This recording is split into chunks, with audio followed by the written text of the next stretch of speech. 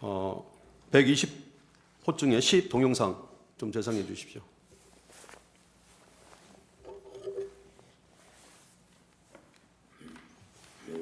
예, 김병주 TV에 나온 얘기입니다. 어떻게 알았습니까? 박선원 의원이 이 김어준 뉴스공장은 12월 12일입니다. 여기에 제공된 이 명단에는 14명과 16명이 선명하게 있습니다. 12월 6일 날 박선원에게 이 명단을 제공했을 때는 왜 14명인지 16명인지 특정되지 않다가 출동 시에 장관이나 대통령으로부터 국회로 가서 국회의원들의 본관 출입을 막고 계엄 해제 요구 의결을 못하게 하라 이런 지시를 받은 바 없죠. 그런 출동 적은 시에 네, 예. 없습니다. 예.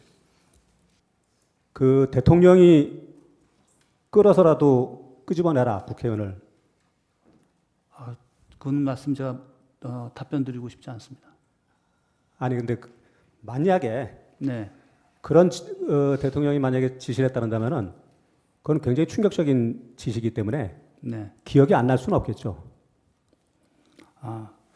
그렇기 때문에 일부 예. 기억나는 게 있고, 예. 근데 그건 여기서 말씀드리진 않겠습니다. 아니면 아무 답도 안 하고 그냥 끊어버렸겠습니까? 무시할 것 같고 무시한다고요? 대통령이 말하는 건들. 대답을 안 하는 거죠. 예를 들어서. 예. 그 다음에 대통령님께서 아마 인지하고 계신 건 저희가 총을 안 들고 들어갔다는 것까지 다 말씀을 드렸거든요. 예. 그 다음에 병력이 지금 들어가기 어렵다. 그러니까는 아마 대통령께서 어디까지 정확하게 인지하시는지 모르지만 제가 드렸던 기억에는 계속 똑같은 얘기를 드렸어요. 전화 오시면. 근데 그 전화 아마 와서 제가 오는 전화 모든 뭐 계엄사령관 또 뭐 장관 계속 전화가 엄청 옵니다. 그러면 똑같은 얘기를 계속 했기 때문에 아마 총이 없이 병력이 맨몸으로 들어갔고 그것도 지금 진입이 안 되고 있다라는 것은 아마 저랑 통화한 사람은 다 알고 있을 겁니다. 뭐 그러면 대통령께도 그렇게 말을 했겠네요. 그렇게 최초복을 그렇게 드렸습니다. 그러니까 아니 나중에 뭐 끌어내라 그런 얘기가 있었다면. 제일 먼저 하면 제가 먼저 상황을 설명을 드려야 되니까 그런 말을 했을 거라고 생각합니다. 검찰에서 그렇게 성실하게 진술한 것이 맞습니다. 그러나 중요한 형사재판의 피고인이 된 마당에 최근에 재판 증거 기록을 보면서 다른 사람들의 진술도 이제야 보게 됐습니다. 그래서 저는 그냥 상식적으로 생각할 때 형사재판에서 정확히 따져야 될 부분이 많겠구나라는 부분을 말씀을 드리는 것이죠. 그 내용을 본인이 얘기한 것이 맞느냐만 묻는 거예요. 본인이 얘기한 대로 적혀 있느냐만. 왜냐하면 그거가 다른 얘기들을 다른 사람이 할 수도 있잖아요. 네. 그거는 당연히 나중에 따져보는 부분이고, 요 검찰에서 진술을 4번인가 하실 때 그 진술이 본인이 그대로 사실대로 얘기를 했느냐 이걸 묻는 거예요. 본인이. 예, 나름 뭐 성실하게 답변했다고 생각합니다. 그때 내가 말한 게 다 진실이다 아니다 그걸 묻는 게 아닙니다. 그건 당연히 정인이 잘못 말할 수도 있고 부족해서 한계 속에서 말했을 수도 있죠. 우리가 확인하고 싶은 그게 아니라 본인이 진술한 대로 기재되어 있었느냐. 그 다음에 그걸 확인하고 또 변호인도 입회하고 그것만 문제 삼는 겁니다. 제가 뭐 자꾸 좀 뭐랄까 좀 이렇게 뭐 지식의 부족함이 자꾸 나오는데 만약에 재판장님 괜찮으시면 제 변호인에게 물어보고 서면으로 답변을 드려도 되겠습니까? 아니 상의를 하십시오. 지금. 상의를 해도 되나요? 시간 드리겠습니다.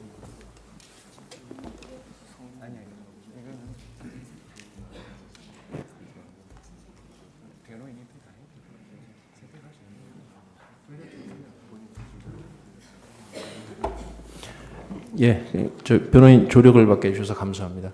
지금 당시에 그 뭐 제한된 그런 상황 하에서 나름대로 제가 성실하게 답변했고 뭐 어느 정도 그대로 기록됐다고 그렇게 생각합니다.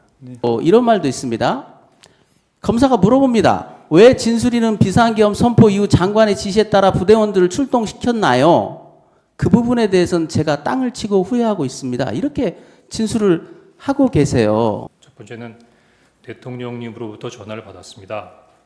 두 번째는 그 다음날 국정원장께서 해외 출장이 예정돼 있었기 때문에 원장님께서 아마 이미 해외 출장을 출발하신 줄 알고 국내에 안 계신 줄 알고 1차장인 저에게 전화를 하신 것 같습니다. 계속 묵묵부답이셨고 그래서 이게 좀 말씀을 드리겠다 싶어서 대통령께서 방첩사를 지원하라고 합니다. 말씀이 없으셨고, 그래서 방첩사에서 지금 이 사람들을 잡으러 다닌답니다 라고 말씀드렸는데, 내일 얘기합시다 라고 말씀하셔서 아니 이게 내일 얘기할 사항인가 싶어서 원장님 최소한의 업무 방향과 지침 주셔야죠 라고 말씀드렸더니 대화하는 소파에서 일어나셔 가버리셨기 때문에 증인이 홍장원에게 체포해야 할 정치 명단을 불러준 사실이 있습니까?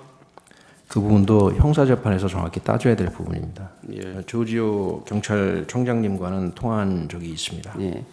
정치인 15명 정도를 체포할 것인데 경찰에서 위치를 좀 확인해 달라 이렇게 요청하신 사실 있나요? 저는 조지호 총장에게 두 가지를 협조 요청한 것으로 기억을 하고 있습니다. 첫 번째는 법령과 작전 계획에 따라서 합동수사본부가 구성이 되어야 하니 경찰 인력을 좀 보내주세요. 두 번째는 그 특정 명단에 대해서 저희들이 위치를 알 방법이 없으니 위치 파악을 좀 요청합니다. 이것이 제가 기억하는 바입니다. 특정 명단을 이렇게 알려줬나요? 뭐 명단에 대한 구술은 있었지만 그 부분이 조지호 총장이 기억하는 것도 다르고 제가 기억하는 것도 다르고 해서 그건 형사재판에서 따져봐야 될 것 같습니다. 또 방첩수사단장 춘희 김대우에게 김용현 장관으로부터 명단을 받았다. 수첩에 받아 적어라. 이렇게 말씀하신 적 있나요?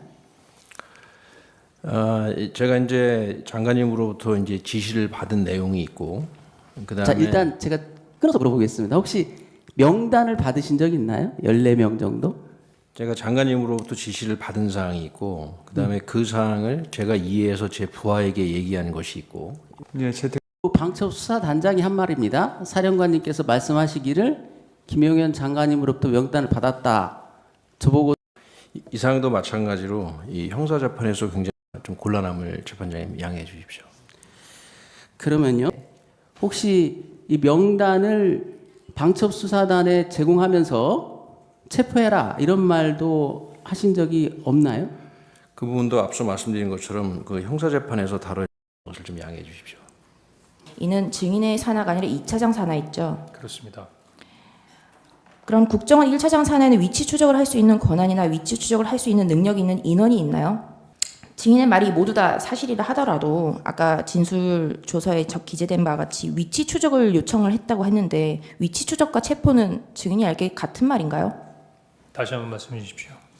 증인 아까 여인영이 위치 추적을 요청했다.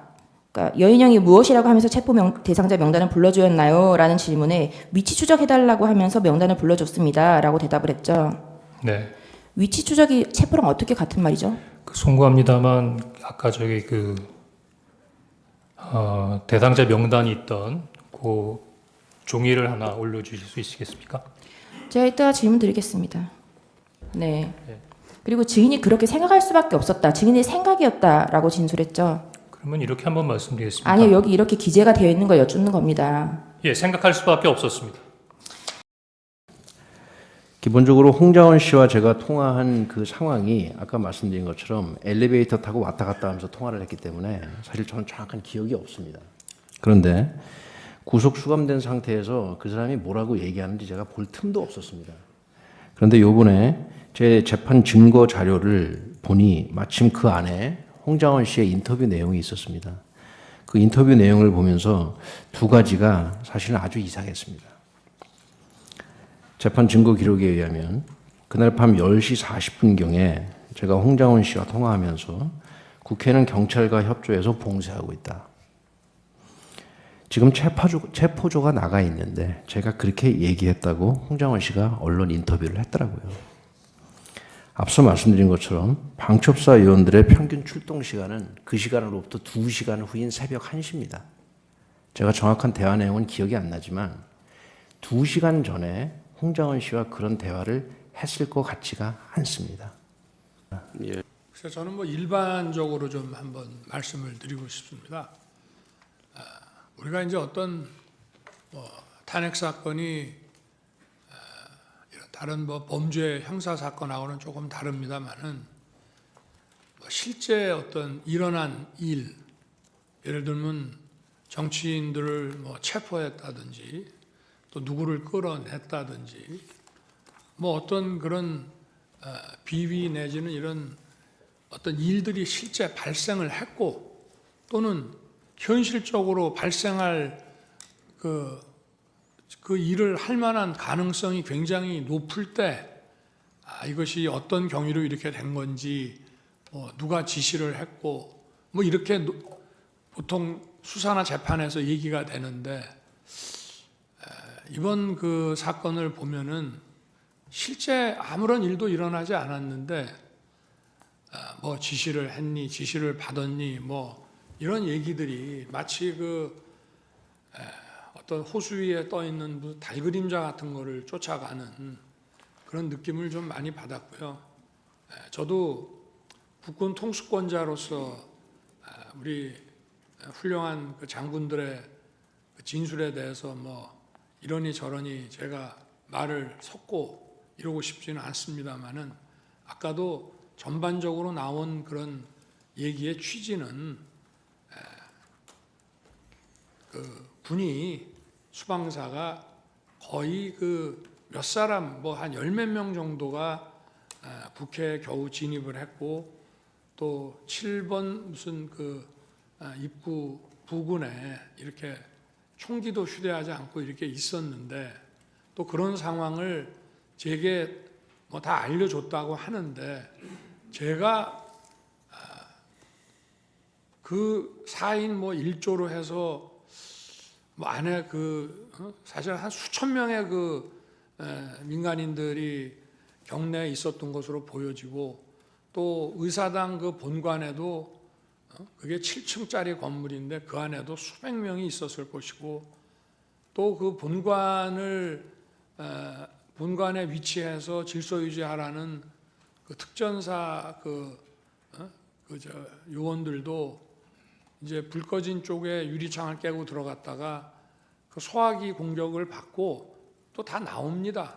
그런 상황에서 과연 처음에 뭐 14명, 나중에 이제 군 철수 지시하고 계엄 해제 나고 군 철수 지시가 이루어졌는데 그게 과연 상식적으로 가능한 얘기인지 물론 사람들마다 자기 기억이 다르기 때문에 제가 뭐 자기 기억에 따라서 얘기하는 거를 대통령으로서 뭐라 할 수는 없습니다만은 좀 상식에 근거해서 본다면은 아마 이 사안의 실체가 어떤 건지 잘 알 수 있지 않겠나 하는 말씀을 드리고 싶습니다. 네, 이상입니다.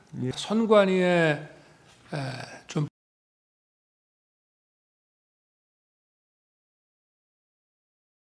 를 말씀드리면서 제 소신과 견해를 말씀드린 겁니다. 예, 이상입니다. 예, 말씀하십시오. 예. 아까 그거는 제가 그냥 설명을 드리겠습니다. 선관위에 좀 보내라고 한 것은 제가 김용현 장관에게 얘기를 한 겁니다. 물론 제가 검찰에 있을 때부터 선거 그 사건 그리고 선거 소송에 대해서 이제 쭉 보고를 받아 보면은 일단 이 투표함을 개함을 했을 때 여러 가지 상식적으로 납득이 안 가는 이런 엉터리 투표지들이 이제 많이 나와 있기 때문에 뭐 부정선거라는 말은 쓰는 사람마다 물론 다릅니다만은 이게 좀 문제가 있겠구나 하는 생각은 제가 해왔고요. 근데 이제 2023년 10월에 국정원으로부터 한 3차례에 걸쳐가지고 중앙선관위 전산 시스템에 대해서 자기들이 점검한 거를 보고를 받았는데 정말 많이 부실하고 엉터리였습니다. 그런데 이제 국정원에서는 그때도 이거를 충분히 다 보여준 게 아니라 아주 일부만 보여줬다. 제가 그때 보고받기에는 한 5% 정도 장비만 보여줬다라고 했기 때문에 제가 김용현 장관한테 계엄을 이제 아마 금요일 11월 한 29일 내지 30일쯤 됐던 것 같은데요. 감사원장 탄핵 이제 발의한다는 얘기가 나오면서 이제 계엄 얘기를 했습니다. 그런데 하게 되면 그 계엄법에 따라서 국방장관과 지휘를 받는 계엄사가 계엄 당국이 계엄 지역 내에서의 행정사법 사무를 관장하게 돼 있기 때문에 이거는 무슨 범죄의 수사 개념이 아니라 선관위에 들어가서 국정원에서 다 보지 못했던 선관위의 전산 시스템이 어떤 것들이 있고 어떻게 이것이 가동되고 있는지를 스크린을 하라. 그렇게 해서 이제 계엄군이 들어간 것으로 저는 이제 알고 있는데, 제가 이제 계엄 해제를 하고 나가지고 언론에 보니까 저도 방첩사나 사이버사가 투입이 된 줄 알았는데 이 정보사가 들어가고 나머지는 뭐 근처에 있으면서 들어가지 못하고 왔다고 하는 보도를 제가 봤습니다. 그래서 제가 그때는 김용현 장관이 구속되기 전이라 이게 정보사가 갔느냐 하니까 IT 요원들이 거기가 좀 실력이 있어서 그렇게 보냈습니다라고 이제 보고를 받았고요. 그래서 아마 방첩사는 저 근처까지 갔다가 이제 못 들어갔을 것이고, 그 여론조사 꽃도 제가 가지 말라고 이제 아마 그게 자기들 그 계획에는 있었는지 모르겠는데 제가 그거는 하지 마라 그래서 가다가 거기는 이제 중단했을 것이고요. 그리고 이거는 이제 포고령에 따른 수사 개념이 아니라 행정사법 사무를 관장하기 때문에 정부 부처나 공공기관 같은 데는 계엄군이 들어갈 수 있다고 저는 판단했습니다. 그렇게 해서 기본적인 그 관계를 확인하는 것이고, 그 다음에 이제 지금 뭐 제가 그 장관에게 얘기할 때는 이거는 계엄의 형식을 빌린 대국민 호소고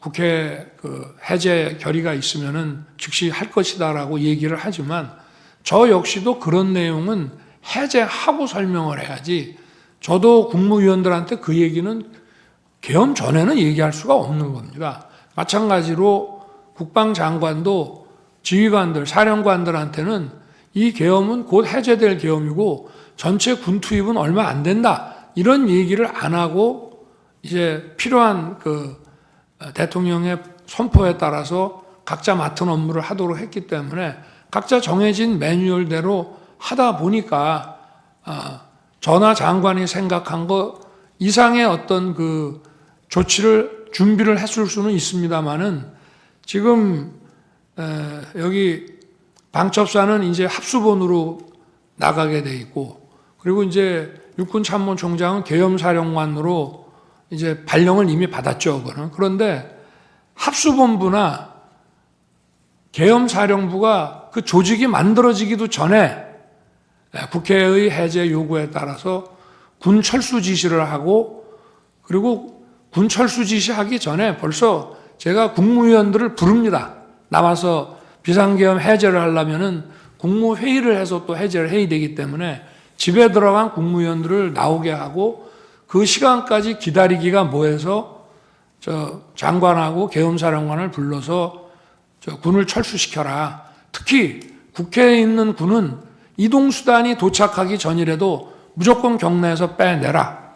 이제 이렇게 하고, 그리고 기다려도 이제 저 국무위원들이 빨리 도착을 안 하니까 제가 먼저 브리핑룸으로 가서 군은 철수시켰고 이제 정족수가 채워지면 계엄 해제는 곧 한다, 이렇게 이제 발표를 합니다. 그래서 지금 뭐 여러 가지, 아까도 제가 말씀을 드린 게 아무 일도 안 일어났다는 말씀을 아까 드렸고요. 이번에도 역시 지금 뭐 방첩사도 많은 사람들이 조사를 받았습니다만은 방첩사 본연의 일이 아니고 방첩사가 합수본으로 이제 역할을 맡게 돼서 하는 업무인데, 합수본 자체가 지금 저 방첩사령관이 합수본부장으로 장관에 의해서 임명만 받았지 합수본 자체의 구성이 하나도 안 돼 있었습니다. 그 상태에서 해제가 됐고 아무 일도 안 일어났다는 말씀을 드리고, 계엄사 역시 마찬가지고요.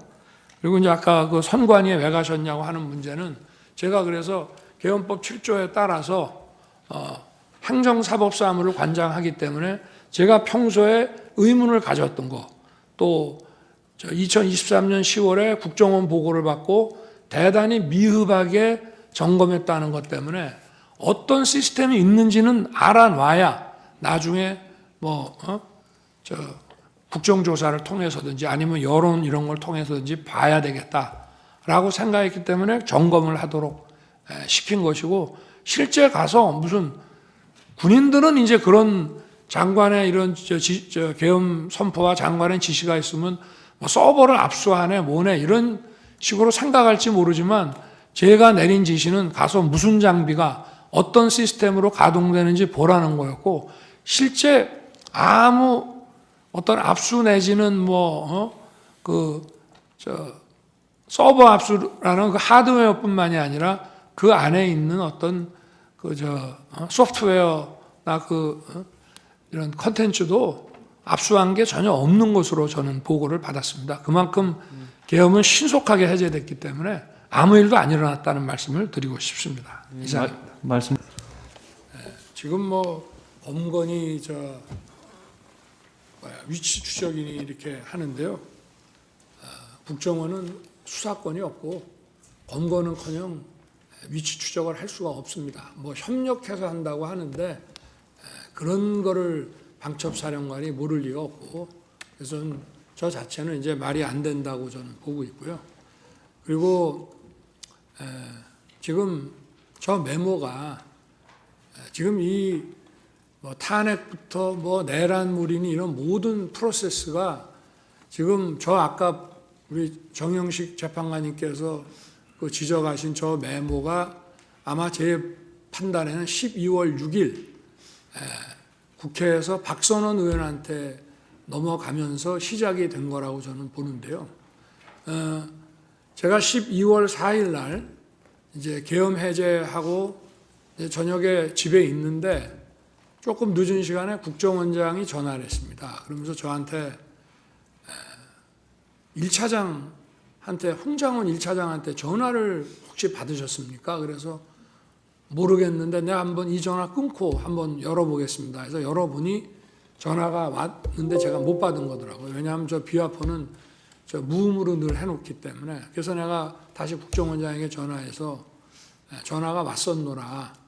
왜 그러냐 그랬더니 사실은 대통령님께 진작에 말씀을 드렸어야 되는데 사실 좀 오래됐습니다. 근데 어떤 정치적 중립 문제라든지 제가 자세한 말씀을 이 자리에서 드리기는 하지만 홍장원 1차장을 좀 해임해야 되겠습니다. 그래서 제가 다른 것도 안 물었습니다. 그건 원장이 그렇게 판단하면 그렇게 하십시오. 그래서 내일 사표를 받겠습니다 해서 사표를 받고, 아까 6일 날 다시 일하자 했다는데 저는 그게 믿기지가 않는 것이 벌써 6일 날 오전에 그때 제가 관저에 있는데 이미 관저로 1차장 해임과 또 오호령 씨에 대한 임명 결재안이 올라와서 제가 그거를 점심시간에 결재를 했습니다. 그 이후에 지금 이제 12월 6일 아침 기사부터 이런 체포 얘기가, 대통령이 한동훈 대표를 잡아넣어라 이런 기사가 12월 6일 아침부터 나기 시작합니다. 그래서 이게 쭉 진행되는 것이고요. 그리고 아까 국정원장 해외 출장 문제와 관련해서는 제가 전주에 국정원장으로부터 이번 주에는 미국 출장이 있기 때문에 매주 금요일 날 하는 대통령 보고가 어렵습니다 라고 얘기 들은 기억이 나서 제가 화요일 저녁에 국정원장한테 전화를 합니다. 해외에 있는지 국내에 있는지 알기 위해서. 그래서 제가 둘 사이에 약간의 미스커뮤니케이션이 있었습니다. 제가 국정원장한테 아직도 거기시죠? 저는 미국에 있는 줄 알고. 그랬더니 국정원장이 아직도 여기입니다. 이래서 저는 해외에 있는 줄 알았습니다.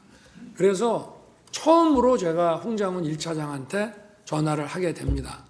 처음에는 안 듣고 두 번째 전화가 왔습니다. 그래서 제가 원장님 부재 중인데, 제가 전화를 딱 받으니까 벌써 약간의 식사 반주를 한 느낌이 딱 들어갔고, 제가 원장님 부재 중이니까 원을 잘 챙겨라 라고 얘기하고, 이따가 내가 혹시 전화할 일이 생길지 모르니 이 비화폰을 잘 챙기고 있어라. 이렇게 제가 얘기를 했는데 8시 한 반 무렵에 국무회의 하려고 이제 뭐 여러분 이제 국무위원도 오시고 비서실장, 안보실장이 들어오는데 안보실장하고 국정원장이 같이 오는 겁니다. 그래서 제가 아니 어떻게 되는 겁니까? 미국에 있는 거 아닙니까? 했더니 저 내일 출발입니다.